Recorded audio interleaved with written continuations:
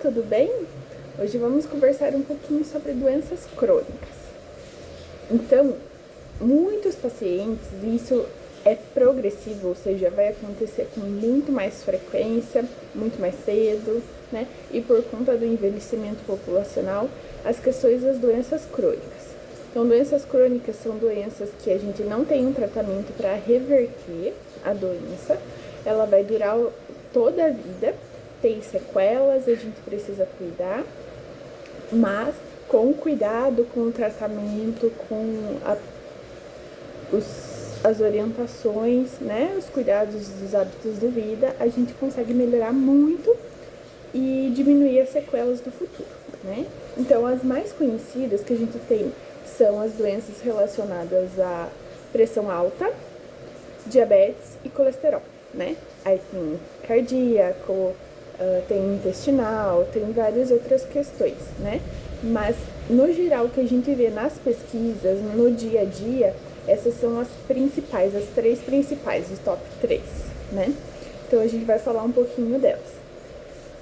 A maioria dos pacientes que tem essas doenças crônicas, como sabe que não vai melhorar, né? Como sabe que não vai curar, às vezes eles cuidam, às vezes descuida, né? Aí aparece aqueles exames volta e meia bem alterados, aí o paciente se assusta e vem com a gente ver o que pode ser feito, né?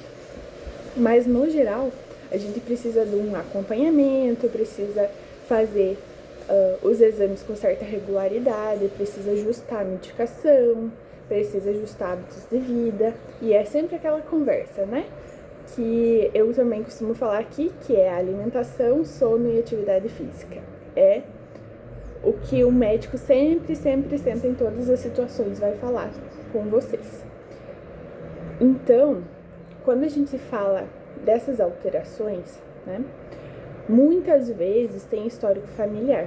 Então, se a gente for observar lá na família, já tem alguém que tem colesterol, já tem alguém que tem diabetes, já tem alguém que tem pressão alta. Então, o que acontece? Ali pelos 30 anos, mais ou menos, a gente começa a observar isso com mais detalhes, né? Às vezes antes, conforme os hábitos das pessoas, às vezes depois também, conforme os hábitos das pessoas. Mas, no geral, ali perto dos 30, 35 anos, isso começa a ficar um pouquinho mais evidente, né? Então, o que é o ideal? Vamos começar pela pressão alta. A pressão alta, ela geralmente causa dor de cabeça, mal-estar, tontura, às vezes ânsia de vômito, né? Então, é aquela sensação ruim, aquela pressão na cabeça que você não sabe dizer exatamente o que está acontecendo. Aí alguém fala, vamos medir a pressão. E a pressão tá bem alta. Aí começa, né? Então, quando a gente chega com um paciente nessa questão, que teve um episódio de pressão alta, o que a gente precisa fazer? A gente precisa aferir mais vezes, que é o nosso famoso mapinha. Então, a gente pede para o paciente medir a pressão de manhã, à tarde e à noite por 7 dias. Quando o paciente sabe disso, já vem com isso pronto, a gente já está em meio caminho andado. Então, sempre que acontecer uma situação dessa, essa vai ser a primeira recomendação do médico. A gente vai aferir para ver se a pressão tá aumentando só de manhã, só à tarde, só à noite, o tempo todo, ou nos picos de estresse, ou o famoso jaleco branco. Enfim, várias outras coisas que a gente pode pensar. Mas, idealmente, é esse o primeiro passo. Então, eu já quero deixar os primeiros passos aqui pra gente ir conversando mais profundamente nos próximos vídeos.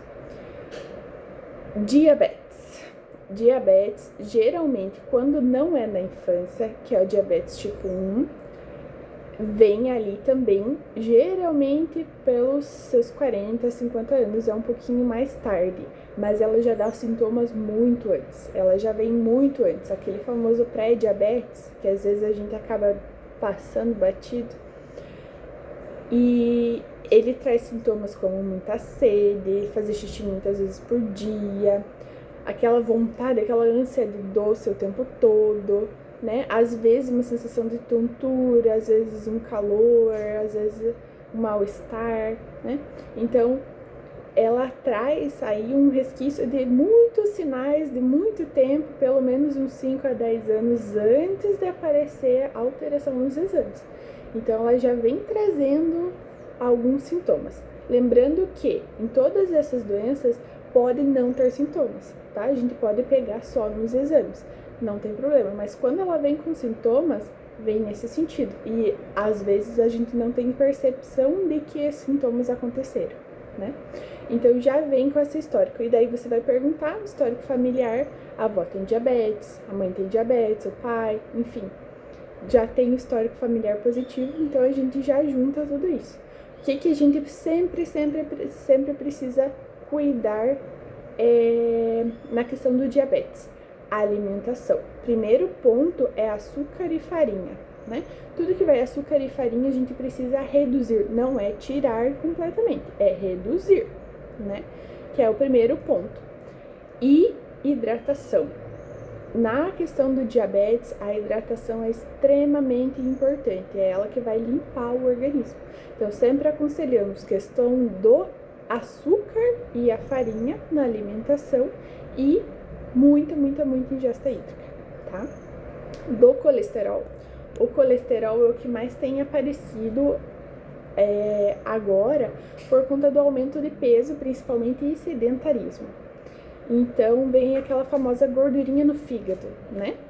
Que vocês já devem ter ouvido falar por aí, sempre tem alguém que tem. O que ela é? Ela é acúmulo de gordura, né? No fígado.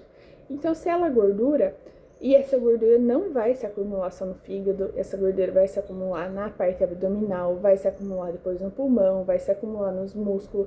Então, você vai vendo esse aumento de peso. E qual que é o tratamento? É a atividade física e a alimentação.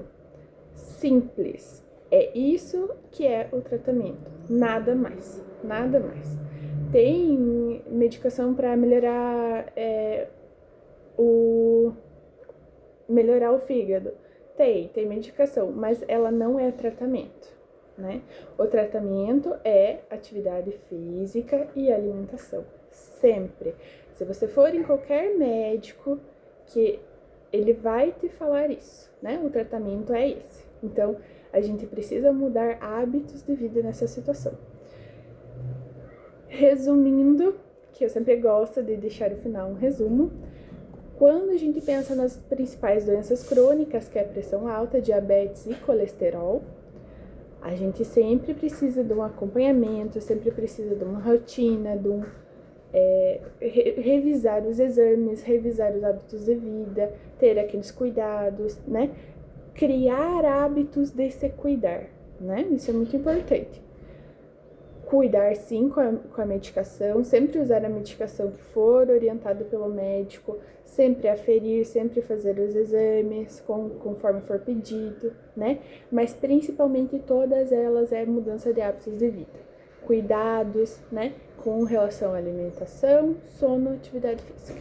Esse é o principal. Se a gente cuidar disso já como base, já ali nos nossos 20, 30 anos, a chance da gente ter essas doenças no futuro diminui muito ou posterga muito.